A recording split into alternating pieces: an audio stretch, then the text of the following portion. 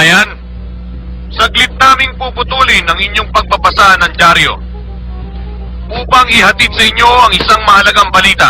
Kasalukuyang pinaghahanap ng mga otoridad ang isang grupo ng mga Hapon at Pilipino na involved sa pag-i-smuggle ng mga paltik na baril. Bibigyan daw ng pabuya na 500,000 piso ang sino mang makakapagturo o makakahuli sa nasabing sindikato.